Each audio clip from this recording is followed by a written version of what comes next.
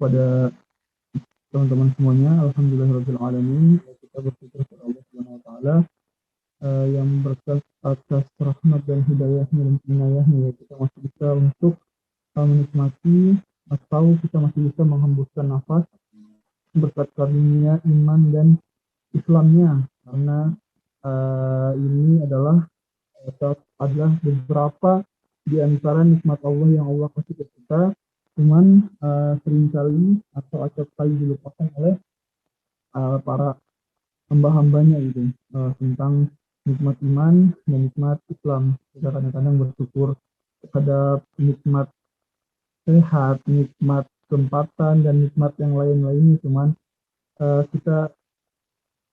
kita melupakan, kita seringkali bersyukur kepada Allah Subhanahu wa taala atas nikmat-nikmat Allah yang Allah kasih ke kita berupa nikmat kesehatan, nikmat nikmat waktu luang, nikmat yang kira-kira berhubungan dengan perkara-perkara duniawi kita, tapi acap kali kita melupakan nikmat kita yang terikat langsung atau menyentuh langsung dimensi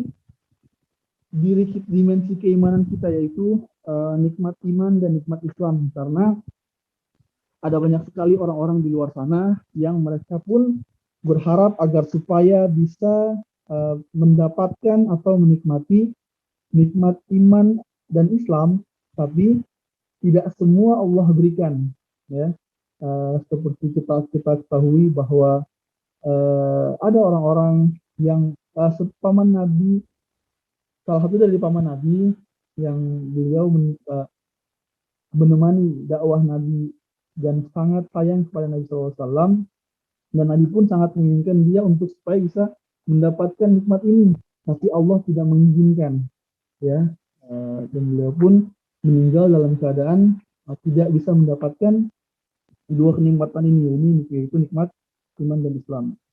Salawat serta salam kita sanjungkan ke baginda besar Nabi Muhammad SAW, yang berkat atas perjuangannya lah, berkat atas jihadnya lah, kita masih bisa di sini pagi ini untuk mendengarkan beberapa atau sedikit dari ayat-ayat Al-Quran yang akan mungkin kita jadikan bahan untuk sharing, yang kita selalu berdoa kepada Allah Subhanahu wa taala semoga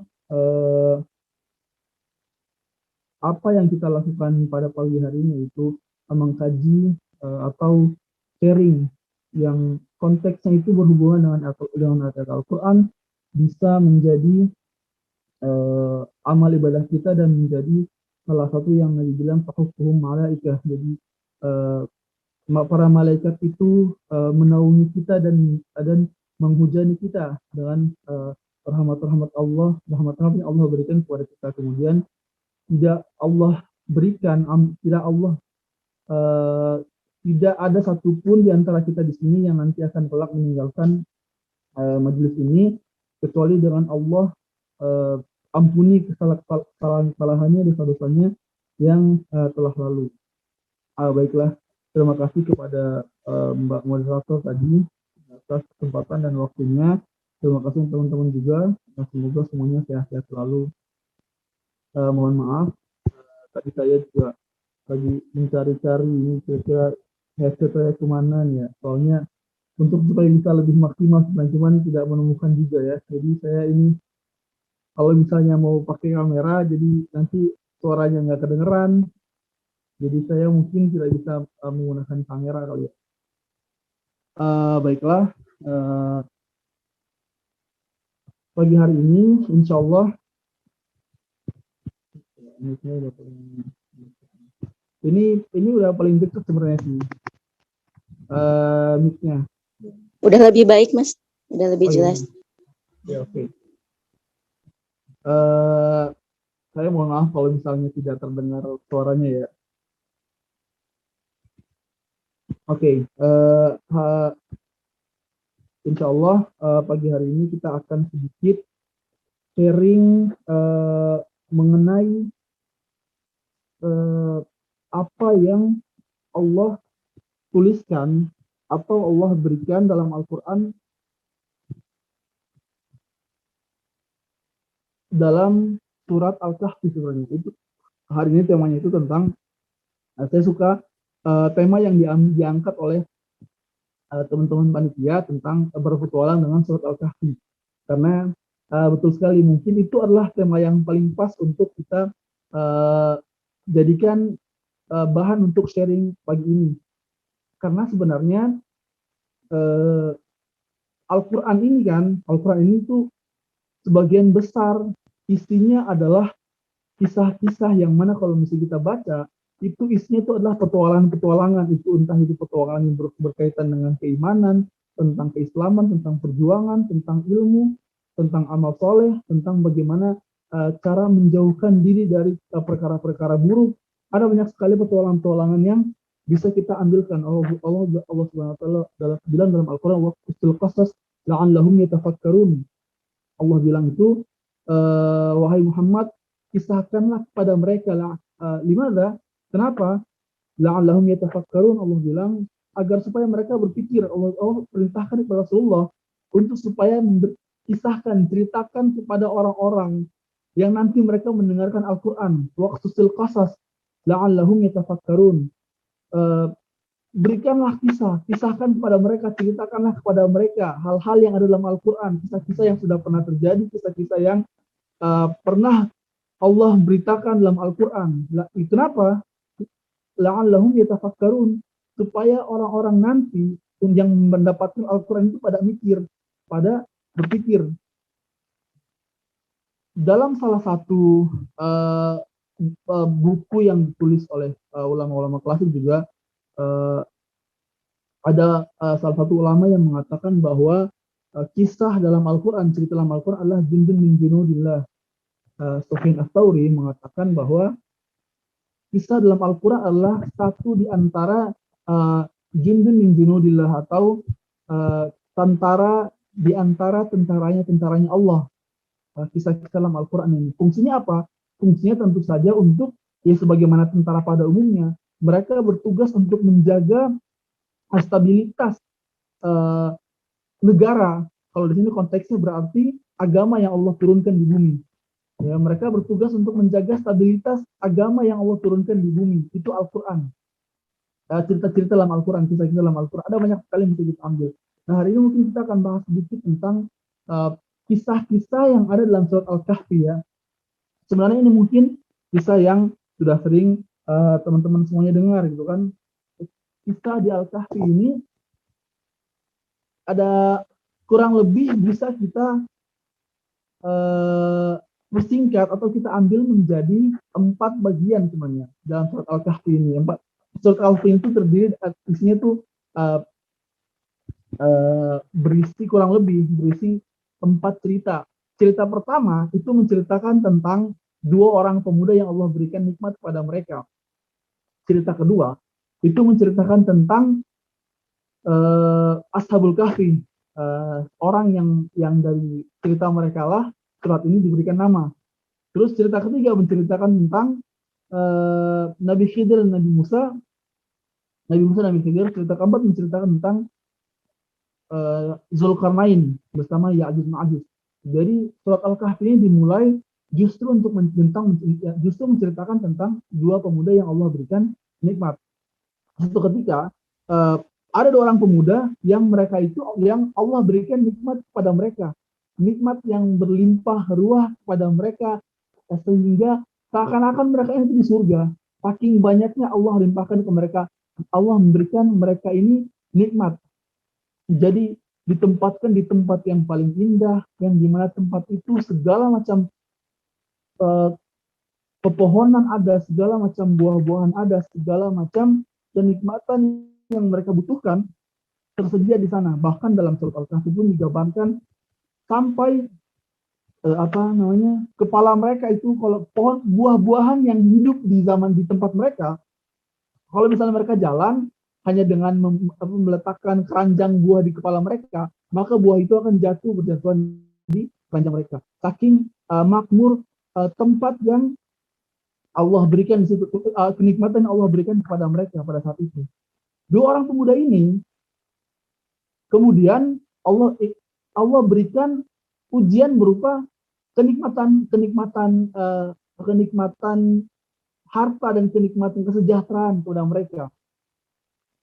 Satu di antara mereka adalah orang yang tahu bagaimana cara bersyukur kepada Allah. Jadi kita mungkin saya tidak akan menceritakan detail tentang kita ini karena waktu kita tidak terbatas ya. Satu di antara pemuda ini adalah pemuda yang taat kepada Allah Subhanahu wa taala. Yang dia tahu caranya bersyukur kepada Allah, dia tahu ketika Allah memberikan nikmat kepada dia, dia harus ngapain? Dia harus bersyukur, dia harus memberikan infak, dia harus selalu beribadah kepada Allah Subhanahu wa taala, selalu memuja dan memuji apa nikmat-nikmat yang Allah berikan kepada dia. Salah satu di antara mereka. Satunya lagi yang Allah berikan nikmat kepadanya ini adalah pemuda yang dia itu Allah berikan nikmat tapi tidak tahu bagaimana caranya menggunakan nikmat ini. Tidak tahu bagaimana caranya menikmat nggak tahu caranya bagaimana untuk merasakan kesejahteraan yang Allah limpahkan kepada mereka. Akhirnya yang dilakukan adalah justru ketika Allah berikan kesejahteraan, kenikmatan, malah muncul kesombongan dalam dirinya. Malah muncul rasa bangga, malah muncul rasa diri dalam dirinya. Serakahan yang bahkan digambarkan dalam Al-Quran itu, kalau misalnya dia bahkan mengatakan sampai seakan-akan bahwa nikmat yang diberikan kepadanya itu bukan datang dari Allah, bahwa ini segala macam kesejahteraan yang dilimpahkan kepada dia itu emang karena hasil dari jeripahnya dia sendiri, hasil dari ibadahnya dia sendiri, hasil dari segalanya tentang dia. Dia tidak pernah berpikir bahwa nikmat yang Allah berikan kepadanya adalah hasil titipan yang Allah emang jadikan ujian untuk dia. Kemudian diperingatkan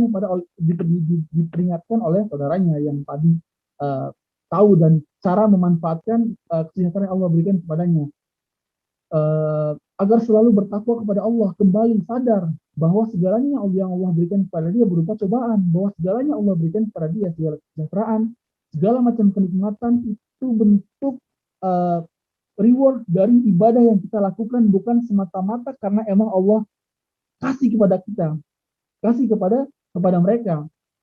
Tapi emang pada dasarnya sifat manusia seperti itu, dia pun tidak peduli. Sudahlah, tetap tenggelam dengan kenikmatan dan kesejahteraan yang Allah berikan dan melenakan dia sampai akhirnya takdir Allah melampaui mereka. Dan akhirnya mereka berdua pun meninggal dalam keadaan seperti itu. Dan akhirnya ditutuplah buku amal mereka dalam keadaan mereka seperti itu. Mereka berdua. Yang satu tetap beriman kepada Allah dengan ketaatannya, dengan segala macam nikmat Allah berikan, dia mampu untuk hidup dalam ketaatan, dalam rasa syukur kepada Allah. Sedangkan satunya lagi, Allah berikan kenikmatan, kesejahteraan dan segala macam, namun dia tidak tahu cara mensyukurinya, tidak tahu caranya menggunakan kesejahteraan yang Allah berikan kepadanya. Kisah tentang dua pemuda yang Allah berikan nikmat. Kisah kedua dalam surat Al-Kahfi ini berhubungan dengan dengan Ashabul Kahfi, para pemuda-pemuda yang hidup di zaman gua. Jadi Ashabul Kahfi ini sedikit menarik ceritanya, karena mereka ini adalah sekelompok orang-orang yang mungkin teman-teman sudah tahu hidup waktu itu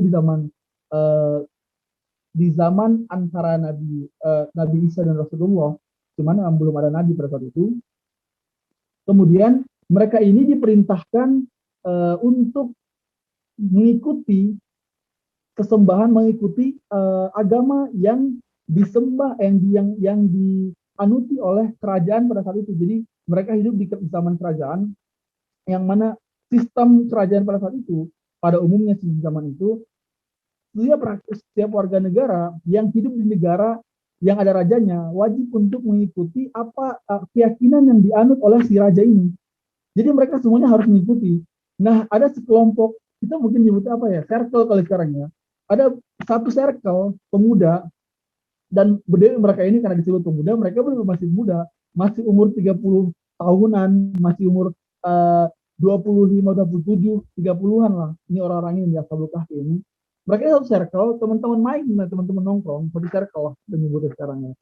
Nah, mereka ini kebetulan adalah orang-orang yang memang meskipun hidup di bawah kerajaan ini dan diwajibkan untuk patuh dan mengikuti apa yang keyakinan yang dianut oleh kerajaan, mereka tuh nggak pernah mau. Jadi setiap minggunya itu kerajaan mewajibkan mereka untuk mewajibkan rakyatnya untuk datang di bagian di kerajaan, di halaman rumah kerajaan untuk melakukan ritual-ritual peribadatan keyakinan yang dianut oleh kerajaan tersebut. Namun pemuda ini tidak pernah sekalipun datang di acara ini setiap minggu. Jadi meskipun diwajibkan seluruh rakyat datang, ini satu circle ini, pemuda-pemuda ini tidak pernah mereka datang ke sini. Sampai akhirnya pengawal ini sadar, ini kok orang-orang ini tidak pernah datang di acara atau di hari peribadatan kerajaan ya. Akhirnya dilaporkanlah kepada raja, wahai raja, ini ada sekelompok anak, ada sekelompok orang, ada beberapa pemuda, ini mereka ini tidak pernah mau datang di acara peribadatan yang kita lakukan, yang kita jadwalkan untuk rakyat, untuk masyarakat di kerajaan ini. Kata raja bilang, panggil mereka, seret mereka ke sini, tangkap mereka. Sebelum berita disampaikan kepada mereka, mereka sudah terdengar. Akhirnya beberapa di antara mereka ngomong ke temannya, kalau misalnya kita akan dikejar sama raja, sebaiknya kita kabur meninggalkan negeri ini. Akhirnya kaburlah mereka dikejar oleh tentara dari kerajaan tersebut. Sampai akhirnya mereka pun bertemu dengan sebuah goa yang nanti di tempat inilah mereka akan melakukan istirahat di sini. Emang pada dasarnya mereka lagi lari.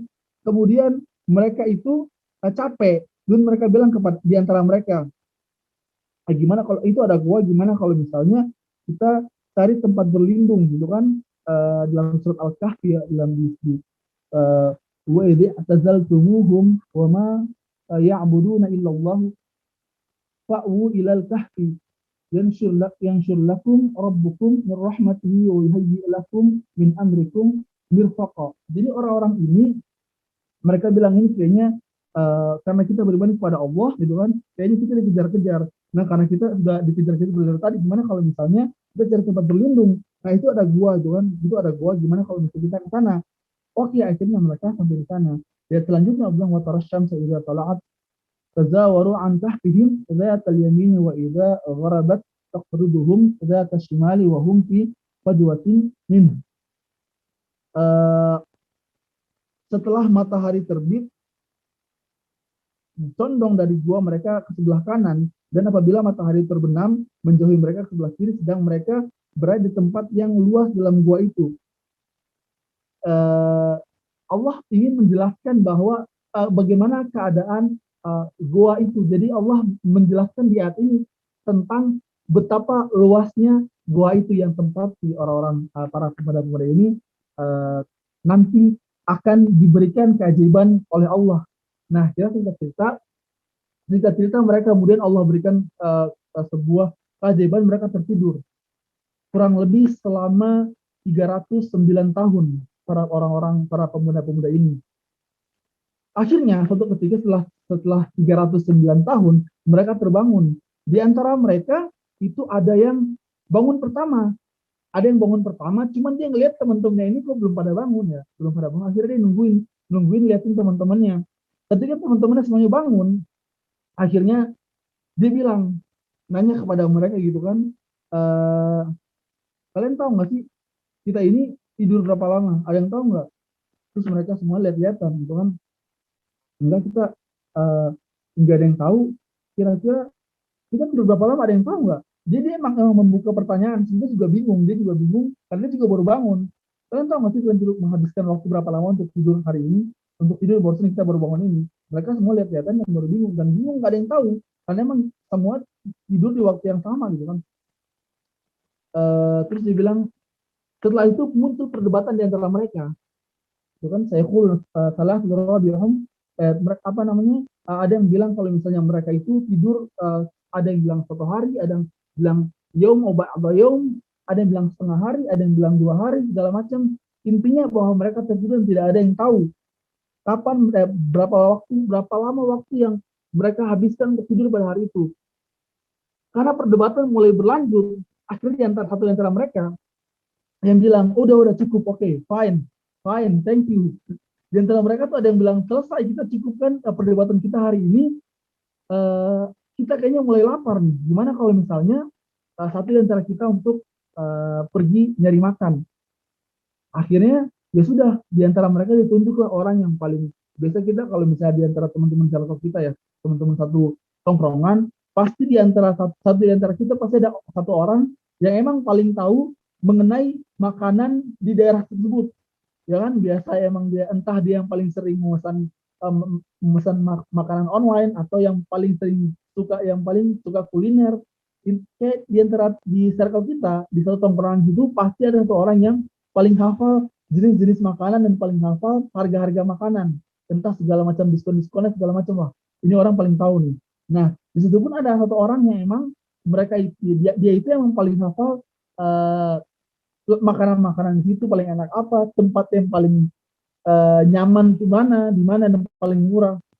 Akhirnya dikasihlah kepada dia gitu kan, ke dia, karena uh, ya kita tahu kalau misalnya dikasih ke orang yang emang tidak paham ini, kita nitip makanan, pengen makan nasi misalnya, kita nitip ke orang yang nggak paham kuliner, yang nggak paham pasar, nggak paham makanan-makanan seperti itu, maka bisa jadi dia pergi ke pasar, dia suruh beli makanan, dia pulang-pulang bawa telur gulung 20.000 misalnya gitu kan, dia makanan gitu, cuman kan bukan itu yang kita ingin gitu maksudnya, ya kan. Jadi akhirnya salah beli. Nah, akhirnya dikasih ke orang yang emang tahu persis uh, apa yang harus dibeli di situ. Dengan uang segini tuh kira-kira kita dapat apa ya untuk makan, ya, untuk makan kenyang. Yang nggak mungkin beli telur gulung 20.000 untuk makan rame-rame. Nah, akhirnya dikasihlah ke dia, pergi ke sana. Terus satu di antara mereka bilang kayak gini ke dia, kalau boleh nih ya, untuk tidak apa namanya, uh, bisa nggak ketika nanti ke pasar tuh lebih low profile. Jadi maksudnya jangan sampai membuat kegaduhan, jangan sampai terlalu mencolok gitu kan, terlalu mencolok di antara orang-orang pengunjung pasar. Karena dibilang, karena kita ini kan masih buron nih, mereka ini belum sadar mereka hidup berapa lama, kita ini kan masih buron nih kan, jadi tolonglah untuk tidak terlalu mencolok lah, kelakuan dan pakaian Anda itu biasa aja harusnya. Oke, dia bilang oke, thank you. Akhirnya jalan aja ke sana. Sampai ke sana itu semua orang ngeliatin dia. Ketika datang ke untuk belanja ke toko, semua orang ngeliatin dia. Dia bilang, padahal saya udah berusaha untuk tidak mencolok. Kenapa orang-orang pada ngeliatin saya kan? Kira-kira gambarannya kira-kira seperti ini. Seandainya kalau zaman sekarang ya, kita lagi ngantri di McD misalnya, lagi ngantri di McD atau ngantri di apa ya, di KFC lah, misalnya lagi pengen beli ayam gitu kan, ngantri. Terus ada satu orang pemuda tiba-tiba datang, ya, tiba-tiba datang ngantri di McD atau di KFC, pakai pakaian di zaman waktu kemerdekaan dulu, zaman tahun 45 misalnya. Kira-kira apa yang akan kita lakukan kepadanya? Ya kita lihatin dong. Meskipun dia berusaha tidak mencolok, cuman kehadiran dia di situ dengan pakaian seperti itu aja udah mencolok. Nah, pada saat pun kayak gitu, pada saat itu pun kayak gitu. Meskipun dia merasa tidak mencolok, dia merasa dia sudah melakukan hal yang slow profile mungkin, tapi ada orang yang datang ke pasar yang modern, pakai pakaian gladiator pada saat itu, pakai pakaian zaman Romawi kuno pada saat itu, ke ke ke, ke pasar yang sudah lumayan tradisi, yang lumayan modern. Ya orang kan berperspektif, ini orang emang uh, rada-rada gimana gitu kan, atau emang lagi cosplay gitu kan. Dia dengan sendirinya, meskipun dia tidak ingin mencolok atau tidak ingin menarik perhatian, tapi dengan kehadiran seperti itu sudah cukup menarik perhatian, karena emang orang ini nggak sadar dengan berapa lama waktu yang mereka habiskan di gua kemarin, ya sebelumnya. Akhirnya belanjalah dia itu kan, terjadilah berbagai macam peristiwa yang kita ketahui, segala macam yang mata uangnya berbeda lah. Akhirnya dari situlah kita tahu bahwa uh, kisah Ashabul Kahfi ini menceritakan tentang para pemuda-pemuda yang uh, mereka ini mempertahankan keimanan mereka, rela untuk meninggalkan, lari dari kejaran raja yang memaksakan kehendaknya untuk supaya mereka menanggalkan keimanan mereka. Dan juga Ashabul Kahfi ini menarik karena di sini menceritakan bahwa itu Ashabul Kahfi ini pemuda-pemuda, disebutkan pemuda, al-fata di sini tuh betul-betul pemuda, maksudnya bukan yang orang dia 40 tahunan atau 50 tahun, yang benar-benar masih pemuda mereka. Makanya saya pakai menggunakan istilah circle di sini karena emang mereka tuh kelompok anak muda kan mereka nyebut mereka tuh sekelompok tuh circle mereka gitu, circle mereka. Mereka tuh masih muda dan menggambarkan bahwa betapa Islam itu bukan agama yang kolot. Islam itu bukan agama yang menakutkan itu. Islam itu bukan agama yang mentang-mentang Anda Islam terus Anda tidak bisa keren. Nah, Islam itu bukan yang seperti itu. Islam itu meskipun Anda Muslim, Anda juga tetap bisa menjadi pemuda yang asik. Bukan Anda Muslim terus tiba-tiba jadi nggak asik di tongkrongan, atau meskipun Anda Muslim yang taat terus jadi apa namanya kita di sini nyebutnya ya, jadi nggak asik di sekitar, kan kadang-kadang itu seperti itu ya. Kadang-kadang ketika kita ini sering terjadi sih, bukan di seluruh orang-orang Muslim pada umumnya, ketika uh, baru baru baru belajar atau baru menjadi baik, gitu kan. Kemudian kadang-kadang kita tuh suka menjadi orang yang pribadi yang berbeda banget dengan kita yang sebelumnya, yang tadinya kita di tongkrongan itu asik, suka bercanda, gitu kan, suka ketawa ketiwi. Tapi ketika baru mulai perjalanan, mungkin di sini kita sebut sebagai perjalanan hijrah yang baru, gitu kan, terus tiba-tiba menjadi orang baru yang tiba-tiba jadi nggak asik di tongkrongan. Ini sering banget, gitu kan, terjadi di antara teman-teman saya juga kadang-kadang seperti itu, gitu kan, yang apa namanya, entah dari baru pulang pesantren atau baru pulang dari mana, tiba-tiba balik ke tongkrongan itu tiba-tiba jadi nggak seru orangnya, jadi nggak asik lagi gitu. Nah, di sini di surat ini Allah ingin menegaskan bahwa dalam surat Ashabul Kahfi, pemuda Kahfi itu meskipun mereka dengan keimanan mereka, dengan ketahanan iman mereka yang kokoh itu, mereka tetap bisa saling bercanda. Tadi ada yang kayak tiba-tiba nanya, kalian tahu nggak sih kita bangun jam berapa? Padahal dia pun sebenarnya itu bingung. Dia tuh nggak tahu. Saling bercandanya ala-ala anak-anak muda. Yang tadi tentang tahu segala macam kuliner, yang harus nitip kemana, harus cari diskon kemana, itu perkara-perkara yang terjadi di antara anak muda pada umumnya. Allah ingin menegaskan di sini bahwa Anda itu tetap bisa menjadi pemuda muslim yang kuat ketahanan imannya, tapi juga tanpa bisa menjadi pemuda yang asik, pemuda yang keren, pemuda yang bisa berbaur dengan masyarakat, bukan menjadi pemuda yang judgmental, yang apa namanya, yang kira-kira apa ya, tidak asik lah dengan pemuda ini. Ada pemuda yang justru tidak asik bagi pemuda lainnya.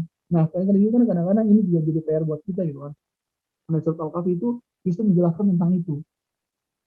Di surat ketiga, di cerita ketiga tentang surat Al-Kahfi, itu bercerita tentang Nabi Khidir dan Nabi Musa. Kita udah tahu mungkin kira-kira Nabi Khidir dan Musa ini adalah cerita tentang bagaimana proses perjalanan menuntut ilmunya Nabi Musa kepada Nabi Khidir. Allah perintahkan kepada Nabi Musa suatu ketika Nabi Musa sedang berdakwah, sedang memberikan khutbah di kaumnya.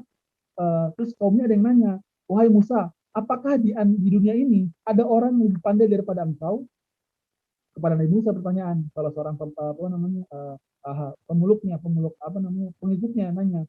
Nabi Musa pada saat itu adalah nabi, dan normalnya nabi dia tahu bahwa tidak ada orang yang lebih pandai dari nabi di dunia, karena segala macam pengetahuan Allah berikan, diwahyukan kepada mereka, gak ada yang tahu selain mereka. Dia bilang, kayaknya nggak ada deh, kayaknya saya yang paling pintar di dunia ini. Dan itu betul, memang secara fakta yang betul, Nabi itu yang paling pintar, maksudnya nggak ada orang yang paling daripada Nabi. Cuman normalnya orang muslim itu, orang beriman kan harusnya menjawab ketika ada pertanyaan seperti itu, dia harusnya menjawab wallahu a'lam bishawab, gitu kan. Wallahu a'lam, mungkin bisa jadi iya, wallahu a'lam, Allah lebih tahu daripada saya, bisa jadi iya. Nabi Musa tidak menjawab seperti itu. Nabi Musa justru menjawab, kayaknya emang iya deh, kayaknya emang saya yang paling pintar di dunia ini. Akhirnya Allah berikan teguran kepada dia, wahai Musa, supaya kamu tahu aja, di bumi ini ada salah seorang hambaku yang tinggal di sini, sini, sini. Dia itu punya ilmu yang lebih tinggi daripada engkau. Nabi Musa bilang, ya Allah, kalau emang ada orang yang lebih pandai daripada saya, kenapa baru bilang sekarang? Tolong tunjukkan jalan kepada dia. Tolong berikan saya kesempatan untuk berguru kepada dia, belajar kepada dia. Akhirnya Allah bilang, ya silakan tunggu di Majma'al Bahrain. Di surat Al-Kahfi Allah bilang, temui dia di antara dua laut.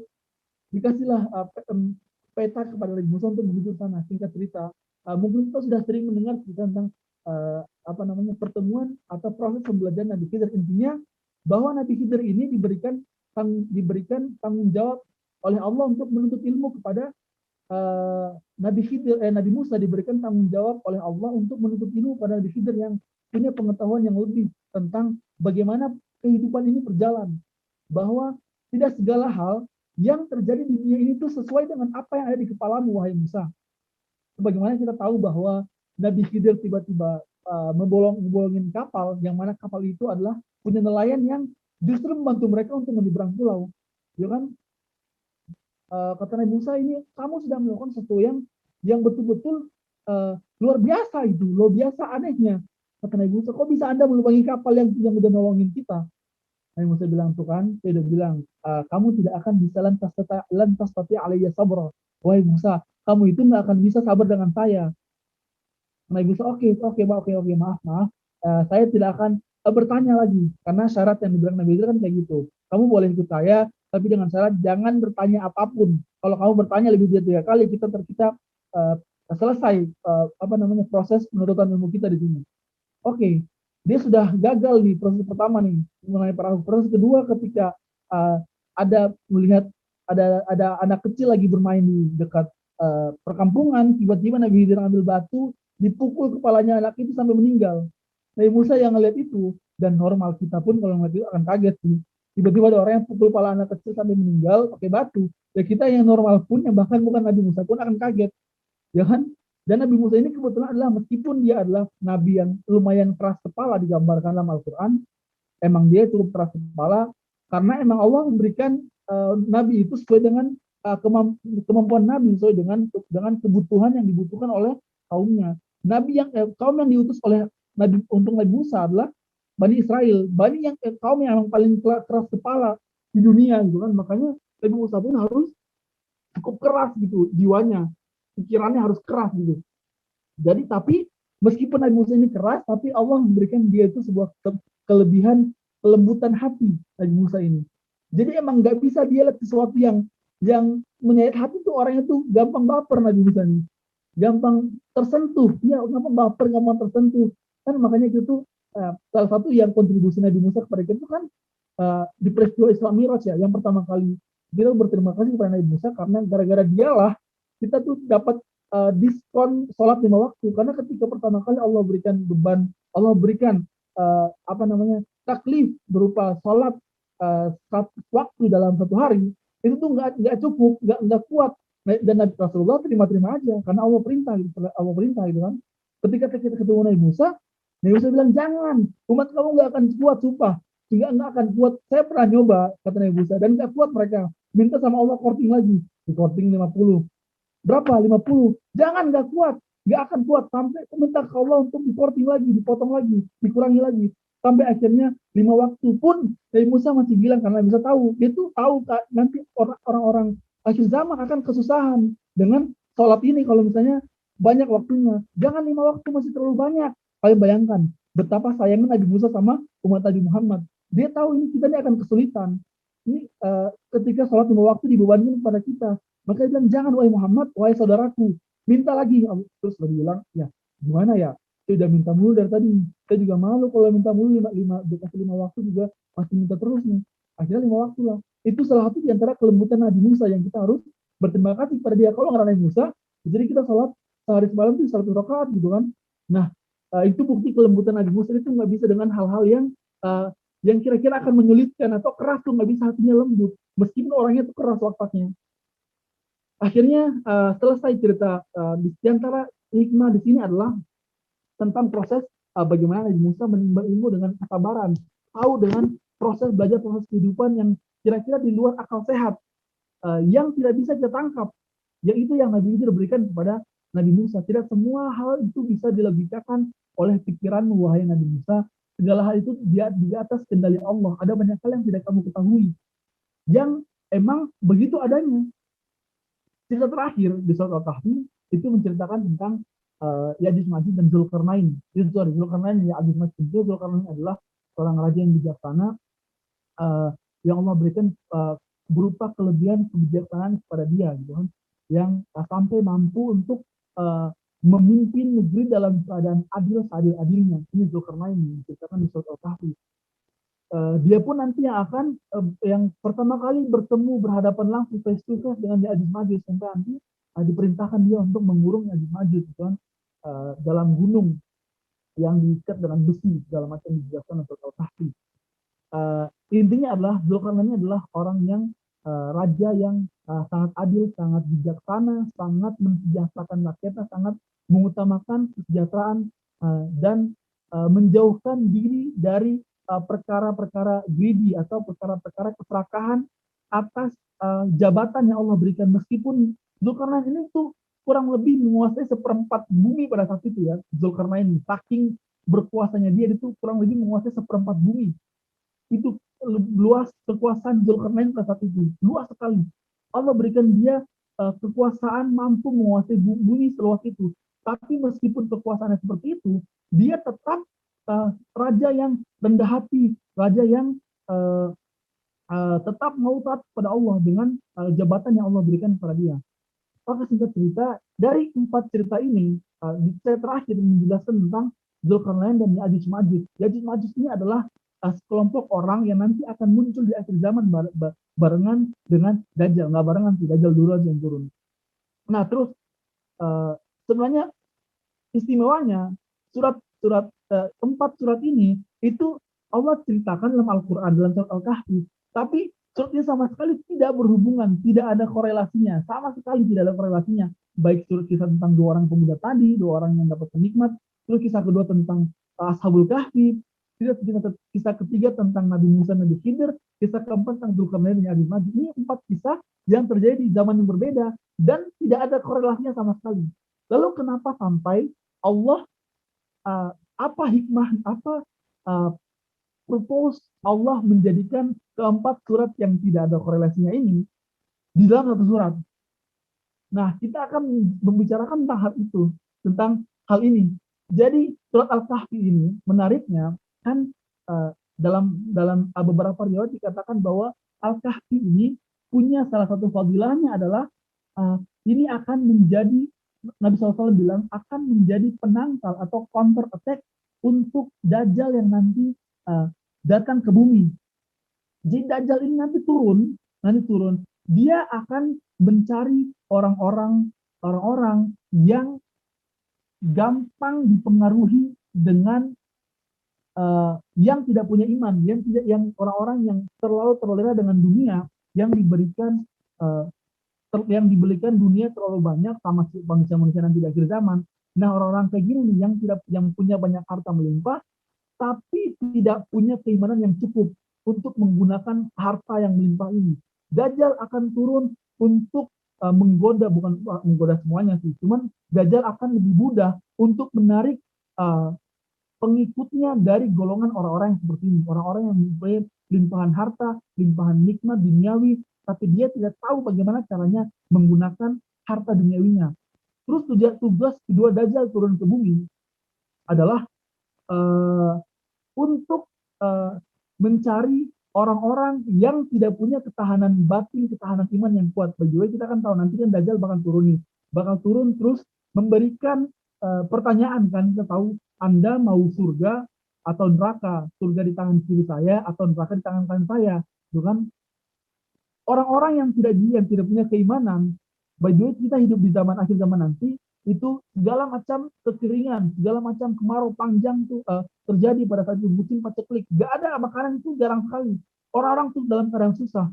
Nah, Dajjal ini datang untuk menggoda orang-orang yang imannya tipis, karena tipisnya juga pendapatan duniawinya, tidak punya banyak pendapatan duniawi, karena emang keadaan alam seperti itu pada saat itu. Dajjal datang untuk menggoda orang-orang seperti ini dan sangat mudah untuk mengambil pengikut dari orang yang seperti ini, yang apa namanya eh, tidak punya tidak yang punya kekurangan hal-hal duniawi.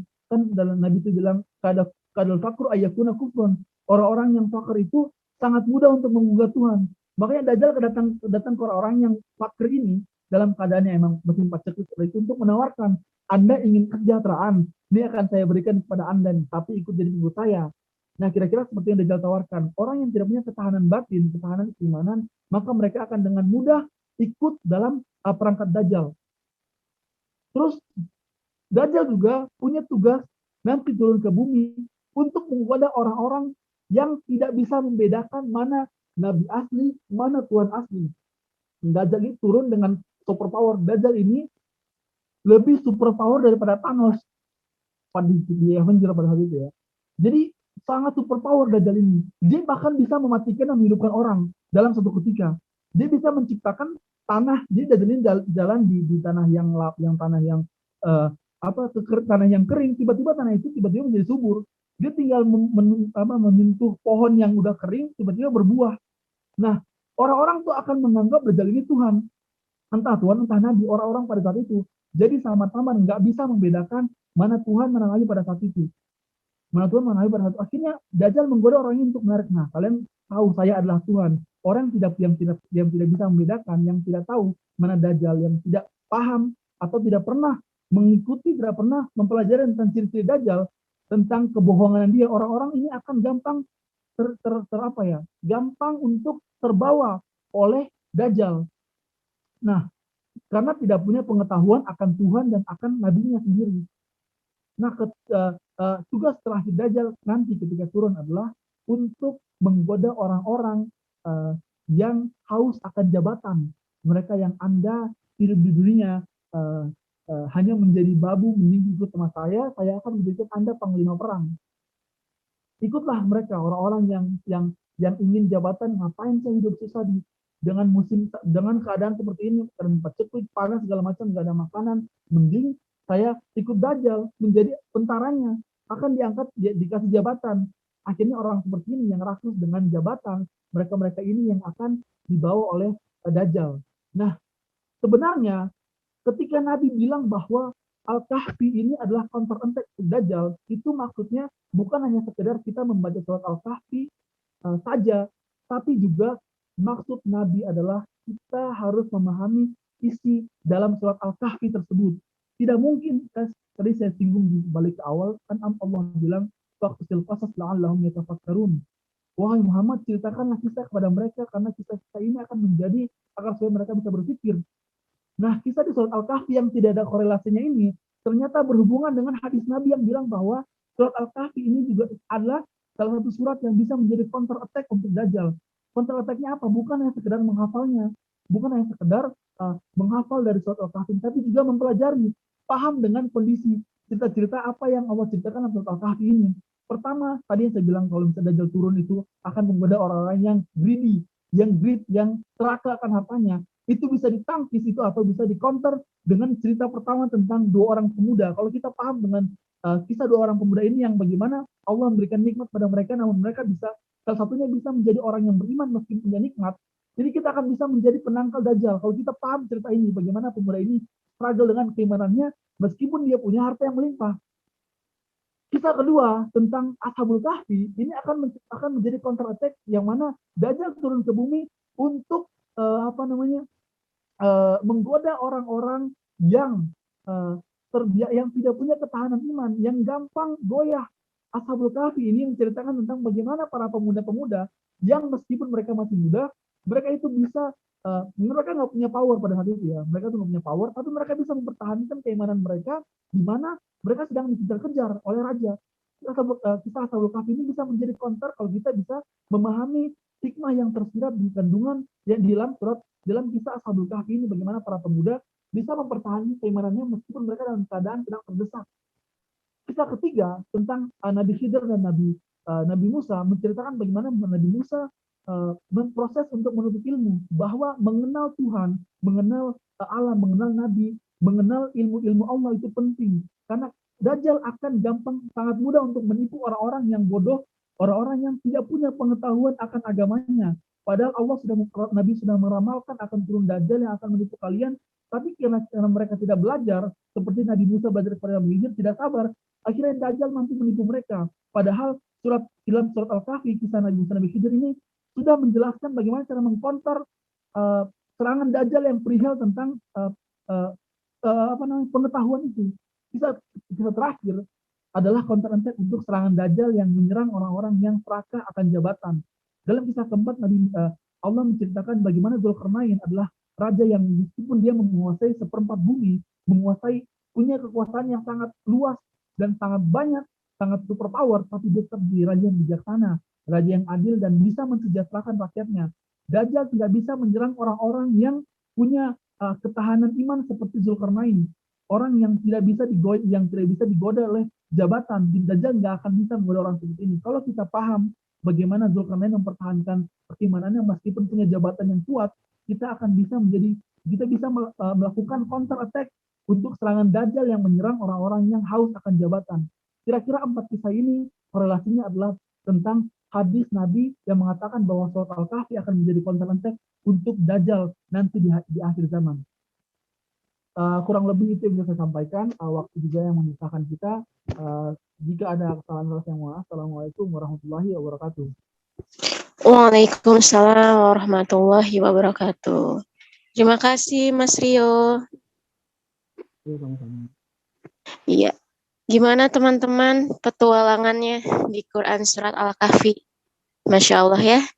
Luar biasa. Tadi kalau kita simak, ada 4 kisah yang tidak saling berhubungan gitu, namun menjadi pemicu atau menjadi asal usul gitu ya. Asal usul surat Al-Kahfi ini pada akhirnya Allah jadikan sebagai salah satu penangkal untuk kita menghadapi Dajjal di akhir gitu ya, di akhirat nanti. Nah, izinkan nih sebelum kita mulai diskusinya, teman-teman bisa siapin ya pertanyaannya. Aku di sini mau sedikit ngulas yang 4 kisah ini. Jadi tadi ada 4 kisah di Al-Kahfi. Yang pertama itu adalah kisah tentang 2 orang pemuda. Di sana mungkin diajarkan tentang kita memilih ingin bersyukur atau sebaliknya gitu ya. Yang kedua ada kisah tentang Ashabul Kahfi yang mungkin ini paling populer gitu ya. Ini kisah tentang bagaimana sekumpulan pemuda mempertahankan keimanannya. Terus yang ketiga ada kisah Nabi Khidir dan Nabi Musa. Ini adalah kisah bagaimana tuntunan kita untuk mencari ilmu, sabar gitu ya, sabar dan ikutin guru gitu ya, sabar terhadap guru, sabar terhadap proses belajar. Kemudian yang terakhir ada kisah Dzulkarnain, bagaimana Raja Dzulkarnain ini tidak terpengaruh dengan segala hal-hal duniawi, segala kemakmuran dan lain-lain. Dzulkarnain ini tetap taat pada Allah gitu. Mungkin kisahnya kurang lebih seperti itu. Sekarang kita masuk ke diskusi nih. Di sini ada pertanyaan teman-teman. Boleh angkat tangan. Boleh langsung bertanya juga, silahkan. Bisa di-unmute aja. Oke, sebelum itu kalau memang belum ada, mungkin di sini ada feedback nih dari Bang Safik. Ada Bang Safik? Barangkali mau kasih feedback Bang Safik. Ya, Assalamualaikum warahmatullahi wabarakatuh. Ya, mohon maaf nih karena kode joinnya juga agak telat, jadi ngikutnya kayaknya di ujung aja cuman gitu ya. Cuman gini sih, ini kan kisahnya tentang Ashabul Kahfi gitu ya.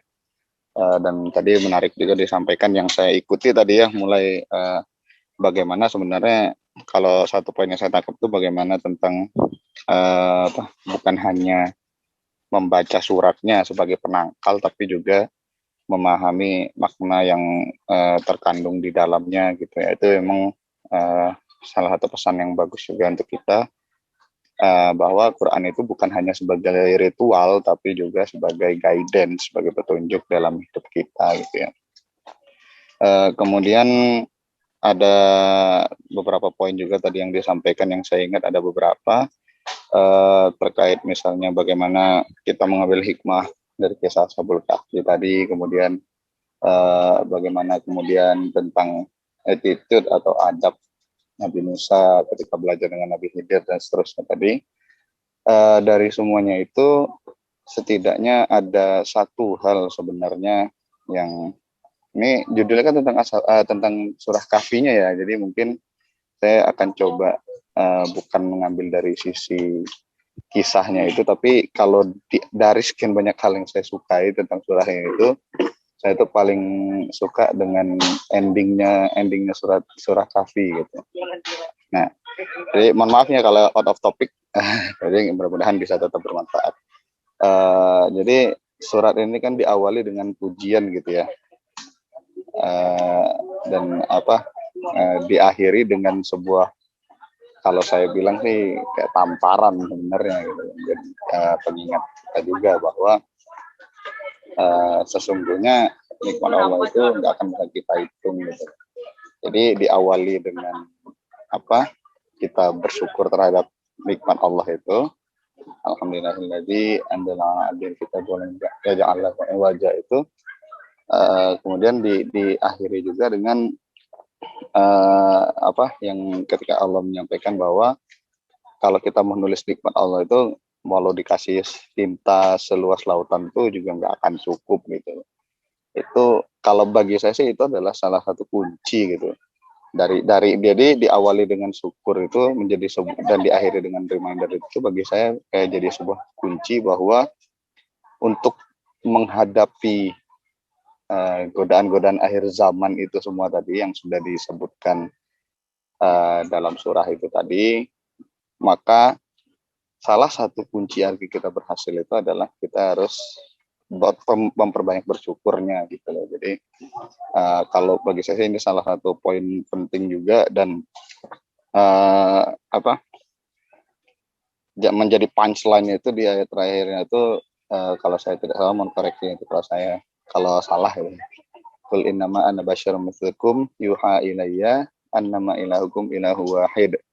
Faman kana yarju liqa'a rabbih falya'mal 'amalan shalihan wala yusyrik bi'ibadati rabbih ahada. Jadi setelah diingatkan sebelumnya tentang nikmat Allah yang enggak akan habis kalau kita tulis satu persatu itu, lalu and then what gitu, setelah kita mempunyai attitude syukur yang baik itu, and then what gitu lah. Nah itu punchline-nya di terakhir itu, faman kana yarju liqa'a rabbih, maka barang siapa yang ingin bertemu dengan Tuhannya itu, fal ya'mal amalan shalihan, maka berbuatlah amalan yang saleh, wala yusyrik bi'ibadati rabbih ahada, dan jangan pernah sekali-kali menyekutukan Allah. Nah jadi kalau boleh dibilang esensi dari surah ini gitu ya, bagi saya itu ada di ayat terakhirnya itu. Dan bagaimana bisa mendapatkan itu ya melalui diawali dengan memperbanyak rasa syukurnya tadi itu. Jadi mungkin ini bisa menjadi pointer tambahan lah di samping apa yang sudah disampaikan oleh pemateri tadi. Mungkin itu aja dulu. Terima kasih banyak. Assalamualaikum warahmatullahi wabarakatuh. Waalaikumsalam warahmatullahi wabarakatuh. Terima kasih Bang Syafiq. Mungkin ada lagi dari teman-teman, ada pertanyaan? Di sini ada sedikit tanggapan nih dari Mbak Siti, katanya, Masya Allah gitu ya, baru tahu message-nya yang cerita tentang Nabi Musa sejauh ini, poinnya saya lebih menekankan tentang makna kesabaran. Ternyata etika bagaimana murid kepada sang guru di sini juga jadi message utama ya. Ya, Masya Allah. Oke, nanti mungkin di akhir bakal ditanggapi ya sama Mas Rio. Sebelumnya di sini ada lagi nih feedbacknya, barangkali Bang Hanif ada ya, hadir ya? Bang Hanif? Nggak hadir. Oke. Mungkin dari Mas Heru ada tambahan, Mas? Ya, kedengaran Mbak suaranya? Jelas. Alhamdulillah. Terima kasih Mbak Nur Azizah, terus Mas Rio ya. Mas Rio. Di Ternate sekarang hampir jam 9 ya, jam 8.46 ya. Udah. Saya di Jakarta semuanya. Udah matahari udah meninggi ya Mas Rio ya. Saya domisili di Jakarta, Mas. Emang Oh. lahir di Ternate, cuman domisili di Jakarta. Oh, lahirnya aja di Ternate ya. Oh, sorry. Kirain. Terima kasih Mas Rio udah ikut sharing di sini. Luar biasa. Jazakallahu khairan katsiran. Ini tadi Mas Rio kan di awal ya kita tahu ini ada kisah di Al-Kahfi ada 4 kisah, terus kisah-kisah ini tadi sudah di-highlight oleh Mas Rio yang menyitir dari Al-A'raf ya Mas ya, yang apa? Faqasusil qasoso la'alahum yatafakkarun. Ini ayatnya menarik juga yang Al-A'raf ini, karena kalau Allah mengendaki, Allah akan tinggikan derajat dengan ayat-ayatnya, tapi ada manusia yang cenderung pada dunia. Jadi juga disinggung juga oleh Mas Rio kan, lebih suka sama dunia, mengikuti hawa nafsunya, yang di ayat A'raf itu diumpamakan seperti anjing kan. Ketika diusir, kita ngucur khusus gitu, kita suruh dia pergi, dia menjulurkan lidahnya. Tapi kalau kita biarkan, tidak kita usir, dia juga tetap sama aja gitu, menjulurkan lidahnya. Itu yang dibikin oleh Allah sebagai perumpamaan orang-orang yang mendustakan ayat-ayatnya. Maka, nah terus itu tadi kan, faqas susil, qasoso la'alahum yatafakkarun. Maka ceritakanlah kisah-kisah itu supaya mereka berpikir. Jadi ini mengingatkan saya pada ini apa? Bikin with the end in mind-nya Stephen Covey. Ya kan? Ya kan kalau bikin with the end in mind itu arahnya kemana nih? Cerita-cerita ini arahnya kemana? Ya supaya yang mendengar kisah-kisah itu bisa berpikir, yang mendengar kisah-kisah itu bisa mengambil pelajaran. Ini end in mind-nya kita sama-sama di pagi hari ini kita mengambil pelajaran dari kisah-kisah itu. Dan itu adalah istilahnya kalau dibikin partai ya partainya kita. Tapi ada partai yang lain, partai yang berseberangan dengan kita. Justru ketika mendengar kisah-kisah itu malah komentarnya adalah ya itu kan dongeng-dongeng jadul. Itu kan cuman dongeng jadul. Atau kalau di Al-Qur'an disebut sebagai asatirul awalin. Yang kalau di tim, saya nggak tahu yang di tim mana ya, yang di komunitas Aman Alihan itu pernah ada yang pernah di-share juga asatirul itu kan story, terus story itu juga bahasa Indonesia di KPPI juga ada STORI tapi ya. Kalau bahasa Inggris kan STORY, story. Terus itu entah kenapa ada hubungannya dengan saya lupa bahasa mana gitu ya, juga pakai usturia atau apa gitu, itu juga cerita. Terus di Al-Qur'an bahasanya juga bahasa yang digunakan asatirul. Jadi ada ST dan R. Jadi ada asatirul, ada story, ada usturia, ada bahasa Indonesia juga story tapi pakai I. Itu saya pernah melakukan penelitian kecil-kecilan gitu. Asatirul awalin itu di Al-Qur'an ada berapa kali gitu, disebut. Perasa itu ya, asatirul awalin. Itu ada 9 kali. Dan itu isinya itu semua. Jadi dongeng-dongeng terdahulu. Jadi ketika dibacakan ayat-ayat Al-Qur'an, komentar mereka itu, wah dulu juga pernah kayak gini, itu dulu juga pernah dikasih cerita kayak gini, terus kita diingatkan gini, dulu pernah. Itu cuma dongeng-dongeng, itu cuma dongeng jadul. Itu cuma dongeng orang-orang terdahulu. Nah, ini kalau kita balik lagi ke Stephen Covey tadi, bikin with the end in mind, itu end in mind-nya itu beda. Jadi end in mind-nya mereka itu dongeng jadul. Jadi nggak ngaruh gitu kan. Tapi kalau end in mind-nya kita ketika mendengar cerita seperti ini, seperti yang juga diceritakan oleh Mas Rio pagi ini, itu end in mind-nya jelas supaya kita bisa mengambil pelajaran. Jadi insya Allah kita masuk ke partai yang ini, partai yang mengambil pelajaran. Yang partai yang berseberangan itu partai yang mereka itu langsung berkomentarnya gitu. Komentarnya adalah ya misalnya fayaqulu ma hadza illa asatirul awalin. Cuman dongeng jadul, cuman dongeng terdahulu. 9 kali di Al-Qur'an ada 9 kali seperti itu. Ya, itu bukan partai kita. Tapi Al-Qur'an kan perlu menjelaskan karena memang ada orang yang seperti itu. Jadi kita harus paham memang ada yang modelnya seperti itu. Tapi naudzubillah min dzalik itu bukan kita. Terus tadi yang juga menarik itu Mas Rio bilang kita bisa jadi Islam gitu, tapi tetap bisa asik gitu. Jadi Islam itu kita tuh tetap asik dengan kita menjadi Islam. Nah, Ustadz Numan tuh pernah bikin statement yang menarik. Jadi kata Ustadz Numan, orang-orang itu, maksudnya orang-orang yang belum Islam ya, anak-anak muda yang masih mencari jati diri, masih belum jelas gitu, masih gampang terombang-ambing gitu. Baru lihat jenggot saja itu udah lari. Jadi kalau melihat orang Islam yang jenggotan itu udah lari gitu. Ini belum apa-apa gitu. Ini kita bukan tentang membahas hukumnya ya, apakah itu haram untuk mencukur atau itu sunnah atau bahkan mubah atau mungkin tidak ada hukumnya. Ulama itu bermacam-macam dan ini bukan field kita untuk membahas itu. Tapi poin yang ingin saya sampaikan atau tambahkan adalah ini juga cerita ini tambahan cerita juga. Saya tuh punya teman yang jenggotan dan itu memang termasuk yang mengikuti bahwa mencukur jenggot itu haram buat dia. Dan itu teman baik saya, dan itu sahabat saya. Dan dia juga ya panjang gitu. Tapi dia itu asik. Jadi artinya kalau orang ketemu dia itu ya senang gitu. Terus bersama dia juga senang. Dulu waktu saya masih boleh main tenis, sekarang udah nggak boleh.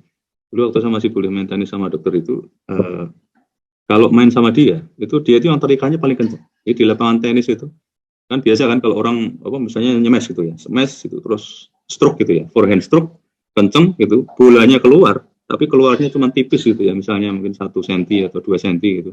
Itu kan kecewanya bukan main, padahal itu stroke-nya kencang. Dan dia itu yang terikannya paling keras. Tapi kita tuh sebagai teman-temannya senang gitu, dengan dia. Jadi ya tadi ya terkait apa yang dibilang Ustadz Numan, orang itu kalau jenggotan itu cenderungnya itu lari ya sama orang-orang yang jenggotan. Tapi saya punya teman yang justru beda. Jadi kalau mau ketemu ya saya kenalkan. Jadi dia tuh orangnya asik. Nah poinnya adalah terlepas kita itu misalnya teman-teman yang ikhwan ya, apakah pelihara jenggot atau tidak ya please tetaplah asik gitu. Jangan sampai juga misalnya nggak pelihara jenggot nggak asik juga ya, poinnya apa? Poinnya supaya orang-orang itu tertarik untuk mendekati Islam ya, paling nggak tertarik dengan kita dulu terus tertarik untuk mendekati Islam karena kita asik gitu, karena kita orangnya asik terus orang senang sama kita terus akhirnya pengen belajar Islam ya. Terus poin-poin yang saya kira terakhir dari saya terkait kisah yang Dajjal itu. Jadi kita belajar ya tadi ya, kita mengambil pelajaran dari situ. Saya tidak tahu posisi teman-teman itu di mana. Kalau tadi poin yang sangat bagus sekali yang dikupas juga disampaikan ulang juga oleh Mas Syafiq itu adalah kita tidak hanya membaca, tapi juga memahami, juga bisa mendapatkan pelajaran yang berharga dari kisah-kisah itu. Pada saat yang sama, saya tidak tahu posisi teman-teman apakah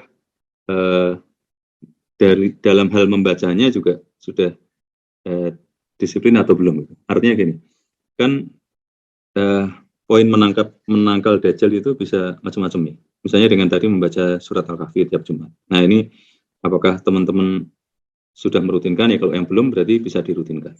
Ya paling enggak 10 ayat pertama, tapi kalau kata Ustadz Numan ya kok pelit banget gitu ya, satu surah sekalian itu kan enggak terlalu banyak, tidak ada 1 juz ya.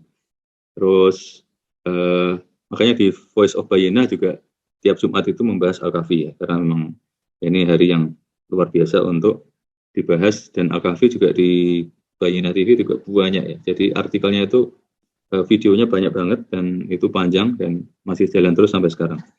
Terus salah satu juga caranya kan di tahiyat akhir. Tahiyat akhir kan bisa kita tambahkan itu kan, atau mungkin yang sudah rutin ya sudah apa lah, ini a'udzubika min adzabil jahannam wa min adzabil qabr wa min fitnatil mahya wal mamat wa min syarril fitnatil masihid dajjal. Ya ini kalau yang sudah rutin ya dirutinkan. Kalau yang misalnya belum ya bisa ditambahkan, karena ini bagian dari juga upaya kita untuk menangkal dajjal. Ya kan ada upaya-upaya yang itu sebagai hasil dari kita belajar. Ya kan? Saya kira itu aja sedikit tambahan dari saya. Terima kasih sekali lagi Mas Rio, Mbak Nur Azizah, silakan. Ya, terima kasih Mas Heru. Oke, kalau dari teman-teman, tadi udah ada feedbacknya dari Mas Heru sama Bang Safi. Mungkin ada teman-teman yang ingin diskusi, yang bertanya, boleh satu pertanyaan kali ya, sampai di jam 7. Ada nggak nih? Iya, Pak Didit ya. Monggo Pak, silakan Pak. Assalamualaikum warahmatullahi wabarakatuh. Kedengaran ya suara saya? Halo? Jelas Pak. Ya, terima kasih Mas Rio atas sharingnya. Ini udah lama juga ikut Story Morning, alhamdulillah pagi ini bisa ikut lagi. Cuman mau menambahkan ada pertanyaan juga. Ada story-nya saya di lekturnya Ustadz Numan Alikan, tapi lupa yang mana. Dia menyebutkan bahwa syarat lulusnya, dia kan mengadakan suatu kurs bahasa Arab ya. Terus salah satu syarat kelulusannya itu adalah muridnya harus bisa menghafal surat Al-Kahfi gitu. Nah, terus di antara muridnya itu ada yang bilang awalnya nggak bisa gitu. Tapi akhirnya dikasih motivasi, akhirnya karena kemauan keras akhirnya bisa juga menghafal di surat Al-Kahfi gitu, karena sebagai syarat kelulusan gitu. Nah, saya juga terinspirasi gitu. Terus karena kita baca tiap hari Jumat kan, insya Allah ada hadisnya itu. Terus saya coba menghafalnya juga. Nah, ternyata menghafalnya cukup tidak susah lah gitu, karena kita tiap pekan baca gitu. Nah, mungkin saya mau ini juga mau motivasi teman-teman. Nah, bareng-bareng sama-sama kita menghafal surat Al-Kahfi. Jadi mungkin tiap pekan 5 baris gitu, insya Allah lama-lama bisa hafal juga. Jadi ketika tiap hari Jumat itu kita bisa membaca Al-Kahfi tanpa melihat mushaf lagi. Itu mungkin bisa dibikin program saling setor di Anak Indonesia, mungkin dibikin program saling setor Al-Kahfi buat kita bisa hafal surat Al-Kahfi ini gitu. Nah, itu ini aja, usulan aja. Sama satu lagi pertanyaan buat Mas Rio atau mungkin buat kita bahan diskusi ya. Untuk dari keempat kisah itu, saya yang paling susah dipahami itu yang kisah ketiga ya, Nabi Musa sama Nabi Khidir, terutama yang ketika membunuh anak-anak yang tidak bersalah itu gitu. Nah, kalau yang pertama sama ketiga ya, mungkin awalnya sudah dipahami, tapi setelah dijelaskan oke, bisa gitu akhirnya. Tapi yang untuk membunuh anak kecil yang tidak bersalah itu, kalau dalam posisi orang normal, saya pun mungkin akan seperti Nabi Musa ya, akan mempertanyakan, karena itu kan perbuatan yang dosa gitu, membunuh orang yang tidak bersalah, bagi anak kecil gitu. Nah, apa ya kira-kira makna yang ada di balik itu gitu? Kenapa Allah sampai memberi pelajaran kepada Nabi Musa, tapi caranya dengan melakukan dosa gitu, membunuh anak kecil gitu. Nah, itu aja mungkin jadi bahan diskusi atau pertanyaan buat Mas Rio. Kira-kira kenapa ya sampai harus membunuh anak kecil? Padahal itu perbuatan dosa yang dari dulu sampai sekarang ya sama gitu. Membunuh anak itu kan sebenarnya, membunuh orang tidak berdosa itu satu perbuatan yang dosa, dan pasti kita semua orang pasti bertanya gitu dalam posisi sama seperti Nabi Musa. Itu aja mungkin. Itu aja dari saya. Terima kasih. Ya, terima kasih. Boleh langsung ditanggapi, Mas Rio, silakan.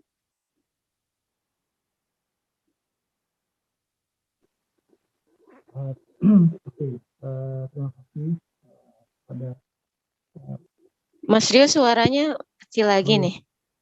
cek. Ya, sudah dengar?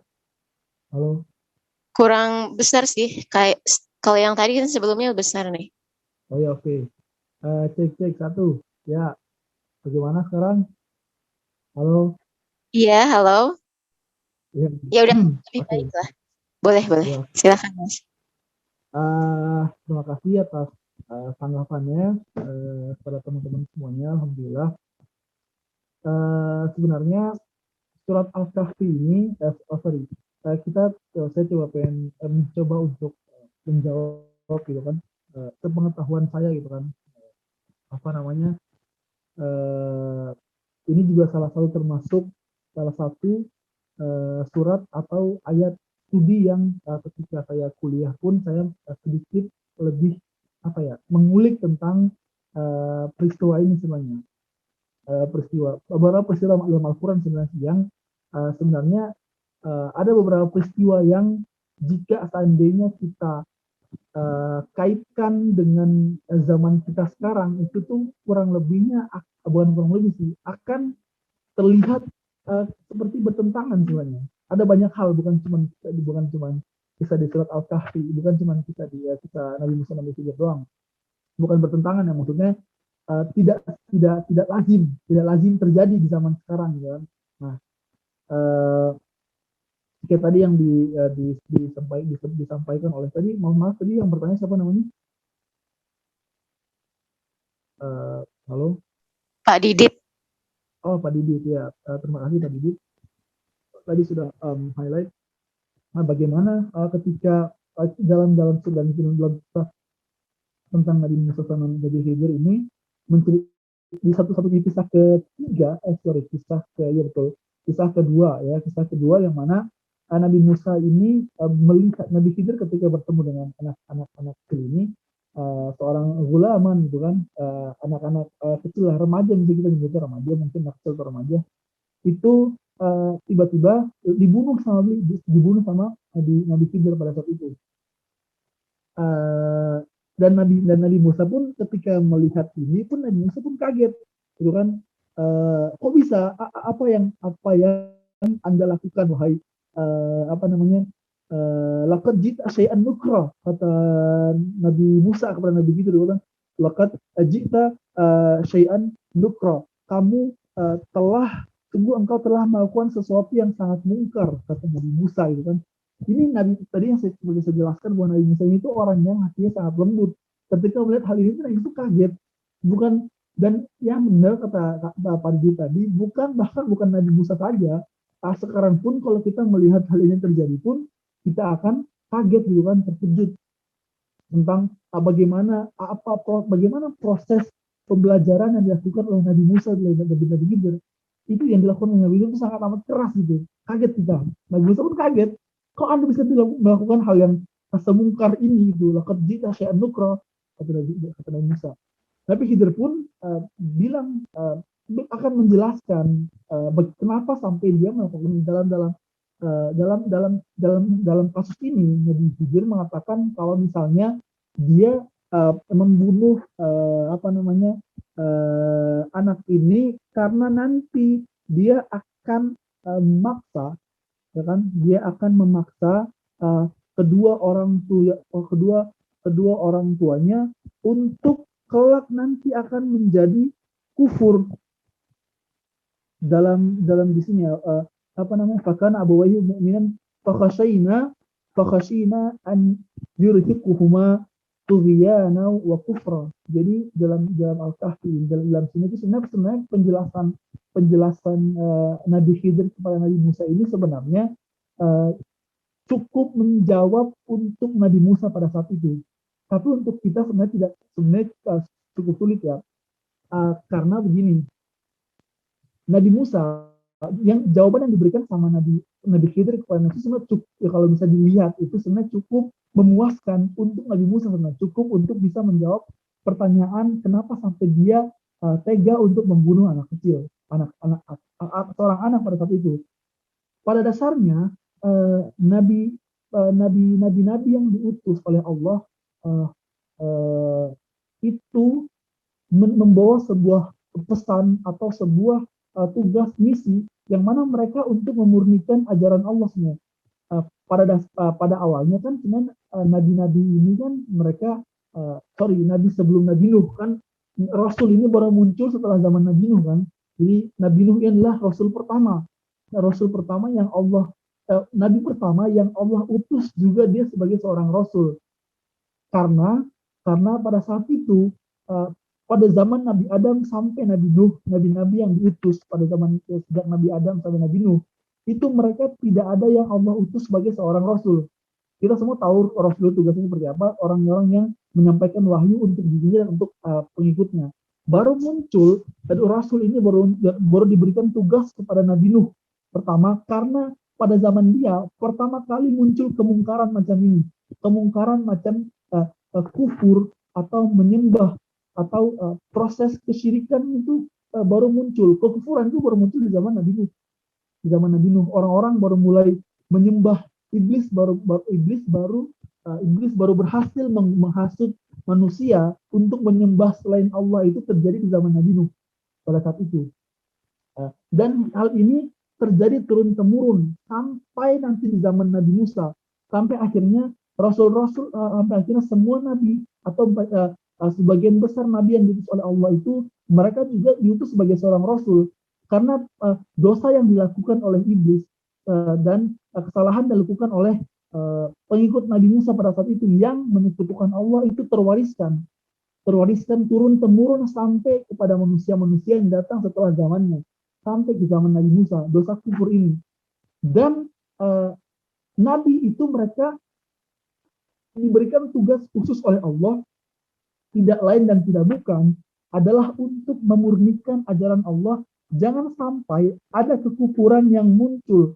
Kalau bisa jangan sampai ada, karena emang itu tujuan mereka. Tujuan para nabi muncul di bumi, Nabi dan Rasul muncul di bumi adalah untuk memurnikan, tugas mereka adalah untuk memurnikan Allah, untuk memurnikan ajaran Allah, untuk mentauhidkan Allah, memurnikan segala macam kekufuran.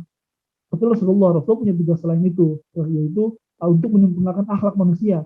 Tapi selain mereka, selain Rasulullah SAW, mereka ditugaskan memang untuk untuk memurnikan ajaran, untuk memurnikan keesaan Allah. Itu tujuan mereka para nabi. Maka ketika Nabi Musa, Allah memberitakan Nabi Musa untuk belajar pada Nabi Khidir.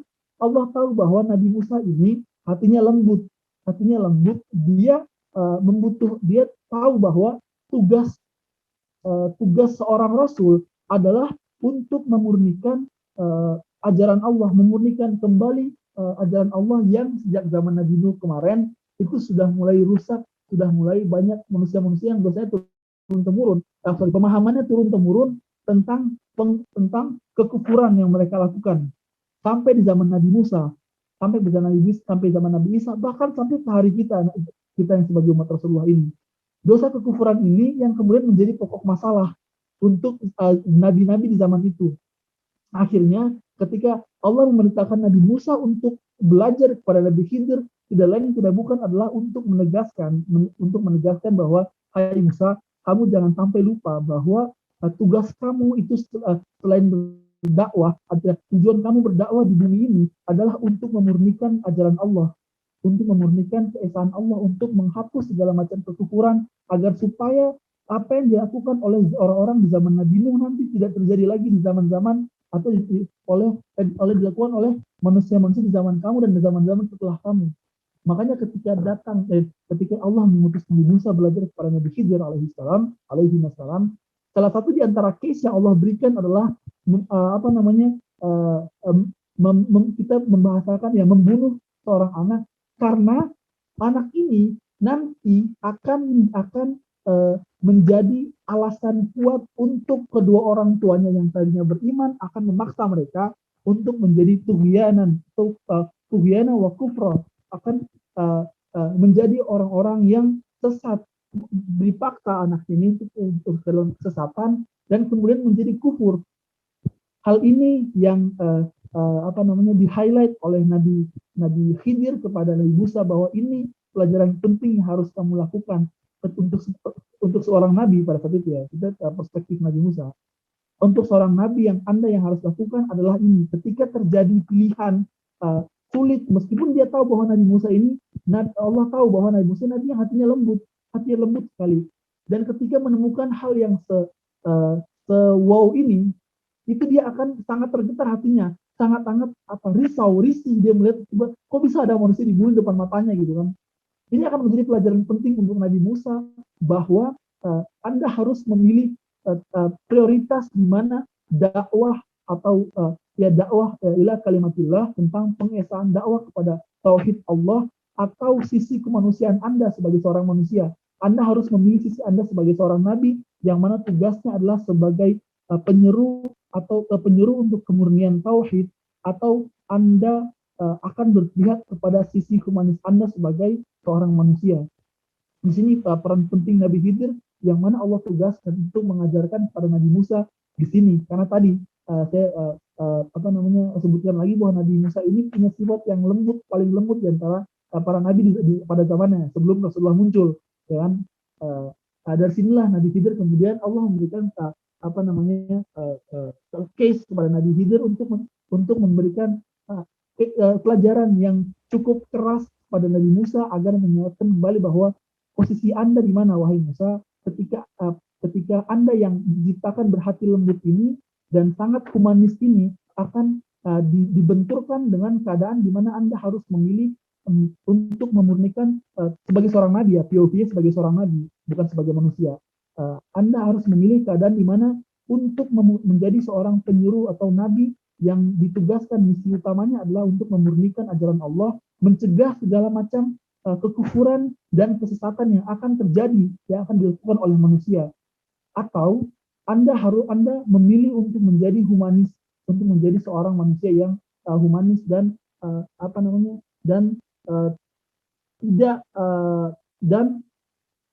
melupakan misi utamanya sebagai seorang nabi. Itulah salah satu yang saya yang saya highlight dari kisah case kedua dari Nabi Khidir kepada Nabi Musa ini.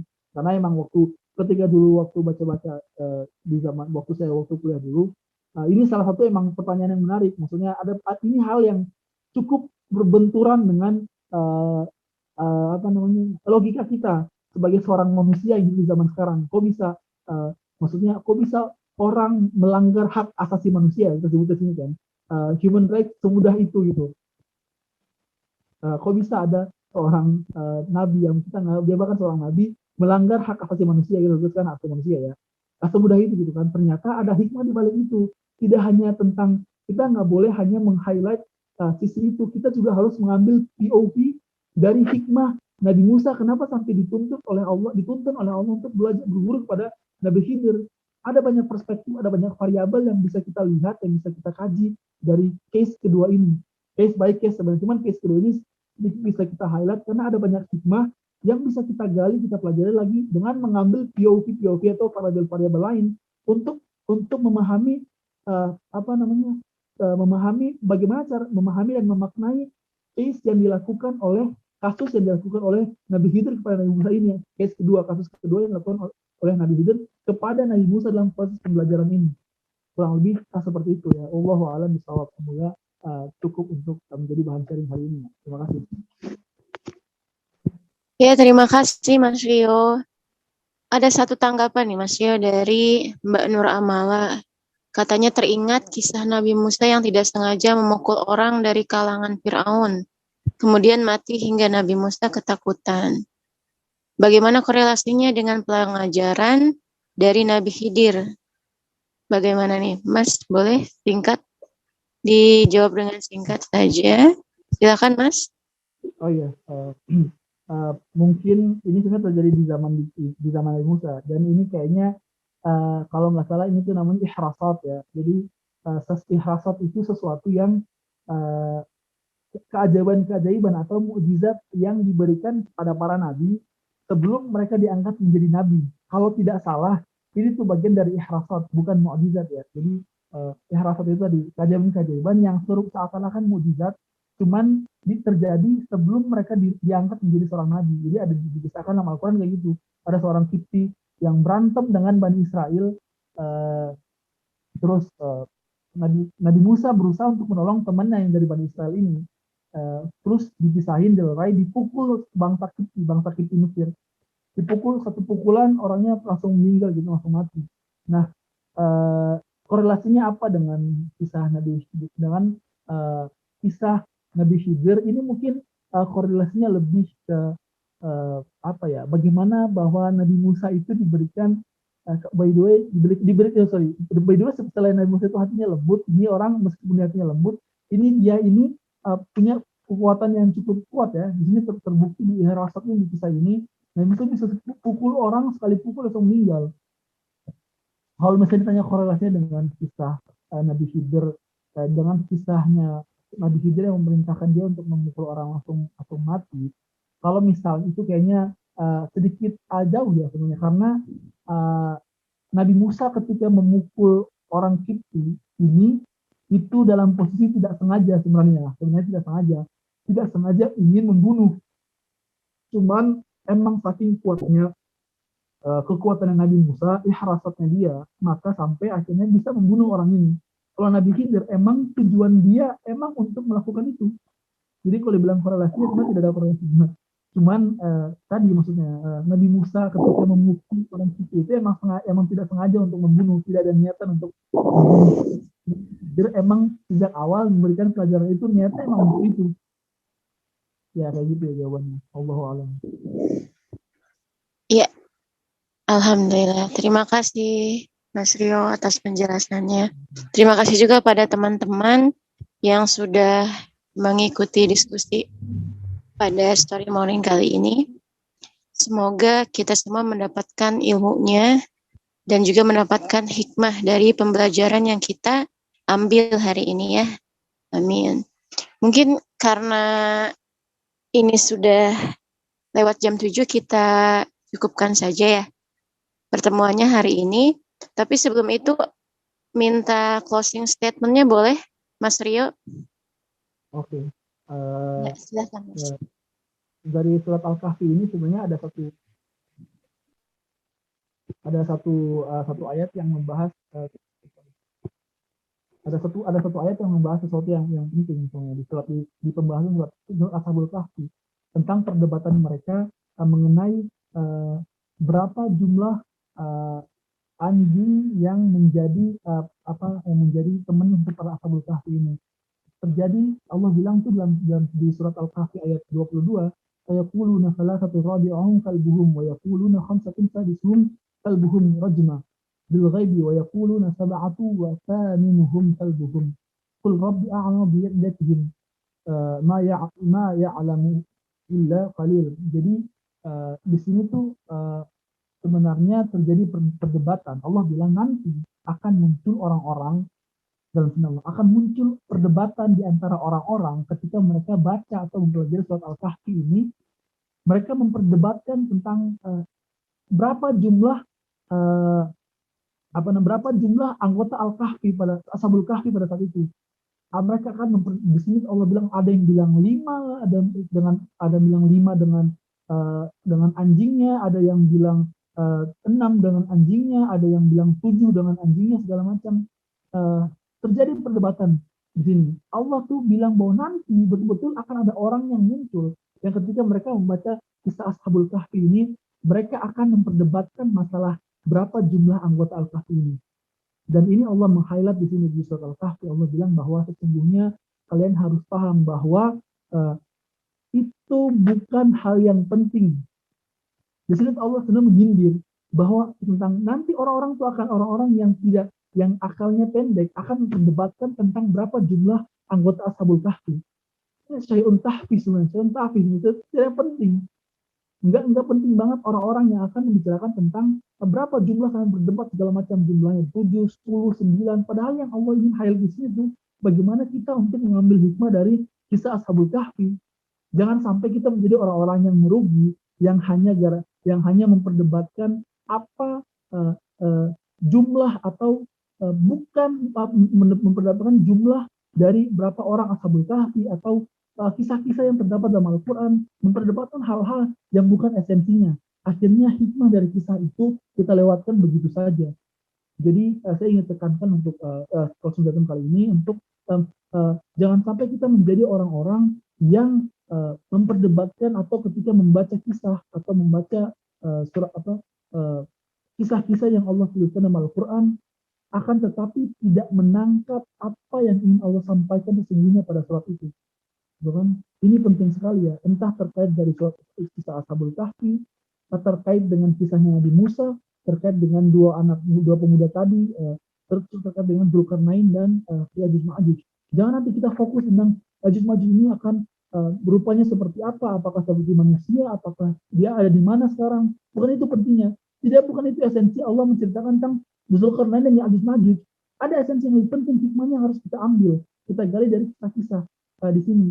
Dan itu Allah sudah sindir bahwa Allah bilang nanti akan muncul orang-orang yang mereka itu bukannya fokus dengan hikmah yang terkandung di kisah-kisah yang Allah berikan, yang aku berikan yang di surat Al-Kahfi, tapi mereka malah memperdebatkan hal yang tidak penting, yaitu jumlahnya. Ini untuk terkait dengan semua kisah dalam Al-Quran. Allah meng-highlight di sini tentang kita harus tahu mana hikmah dan mana esensi dari kisah-kisah yang Allah berikan dalam Al-Quran agar supaya kita bisa mengambil hikmahnya dan jangan sampai kita berputar dan berputar-putar tentang diskusi dan perdebatan terhadap sesuatu yang tidak penting. Akhirnya kita menghilangkan hikmah dan esensi dari dan pelajaran dari kisah yang Allah ceritakan dalam Al-Quran. Akhirnya kita melupakan tadi ayat yang Allah bilang faqsusil qasas la'allahum yatafakkarun tadi, kisahkanlah pada mereka agar mereka berpikir. Akhirnya kita bukannya berpikir malah memperdebatkan sesuatu yang tidak penting. Mungkin itu saja. Terima kasih. Alhamdulillah. Sekali lagi terima kasih Mas Rio. Jazakallah khairan jaza. Oke, terima kasih juga kepada teman-teman semuanya ya. Kita akhiri pertemuan ini dengan banyak-banyak mengucap istighfar, astagfirullahaladzim, dan juga ditutup dengan doa penutup majelis. Subhanakallahumma wa bihamdik. Ya, saya sebagai moderator mohon undur diri. Terima kasih sekali lagi. Assalamualaikum warahmatullahi wabarakatuh. Waalaikumsalam warahmatullahi wabarakatuh.